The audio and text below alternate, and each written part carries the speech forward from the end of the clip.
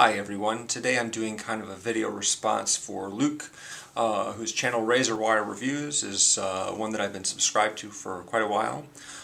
He's been doing a long series called The Road to Episode 7, which he talks about anticipating the next Star Wars movie, of course, which is due out in just over 2 months now here in the States.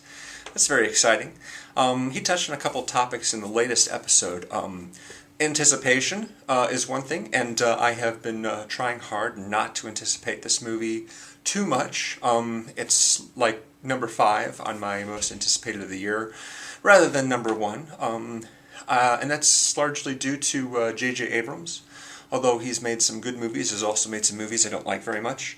I have confidence that he'll make a technically really cool movie. I guess sort of the selling point is getting Harrison Ford back in the fold. If Harrison Ford looked at the script and went, oh hey, this is actually a really good idea to do this movie, then, I have some confidence in that. Plus, of course, Star Wars itself holds a lot of nostalgia power for me. And I've tried hard not to get really super seduced by the teasers and whatnot, especially the last one. There's another trailer, I think, due out sometime before the month is over. And of course I'll be excited to see that.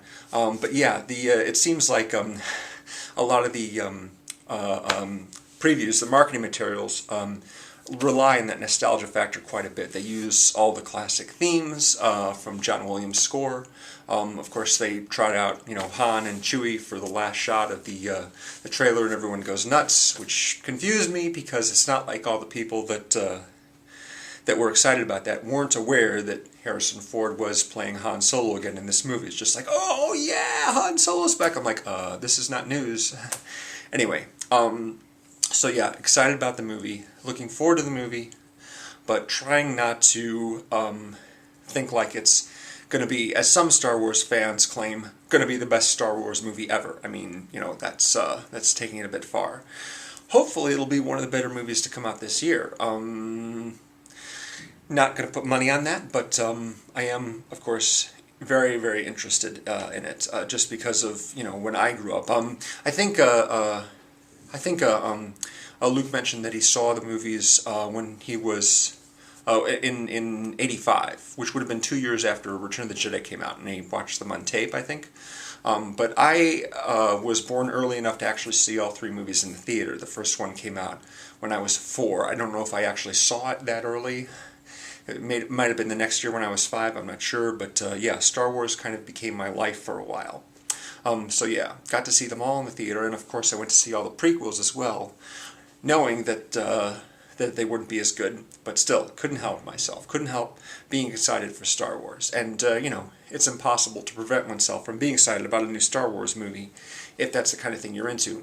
Oh, one thing I wanted to sort of throw out a question to those of you who are watching, if you're knowledgeable about such things. I've read that there's a number of books that are coming out and will come out in relation to this movie. There's a comic book series, which is in its 2nd issue right now. There's a 3rd issue due to hit the comic book stores very soon.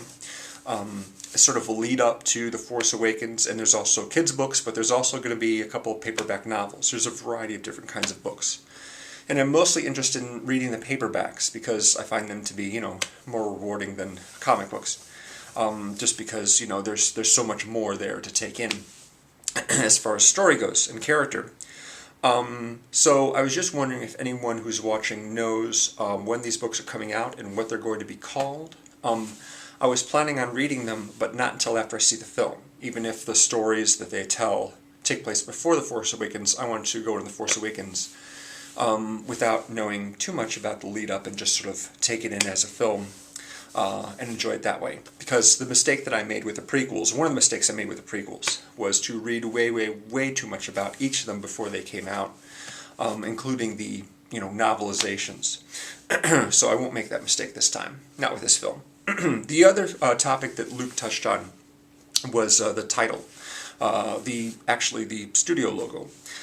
There isn't going to be a Disney logo in the beginning, which he was happy about, but of course most of us are a bit disappointed that the 20th Century Fox fanfare will not be heard at the beginning of the movie, because 20th Century Fox isn't distributing anymore. It's Disney now. Apparently it's just going to be the Lucasfilm logo at the beginning. And I guess maybe they'll have the big castle with "When You Wish Upon a Star" at the very end or something like that.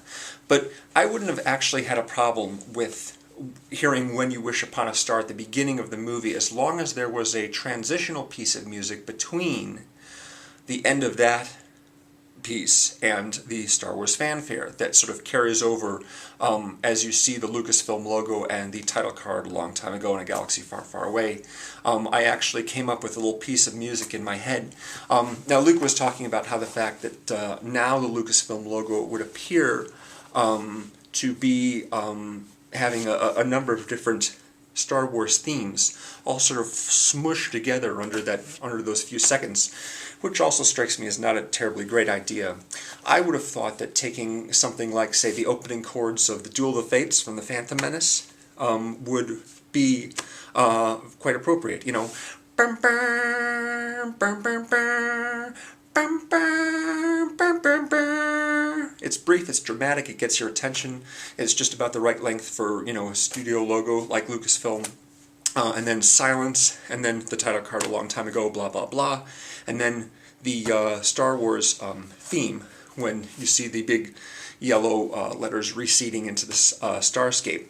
However, what I thought would have been cool is to basically have, you know, because "When You Wish Upon a Star" and the Star Wars theme don't really match as far as chords go, to have a piece of music that sort of gradually eases you from one theme to the other. I think, how does it go again? "When you wish upon a star, make no difference who you are, da da da da da da da da da da."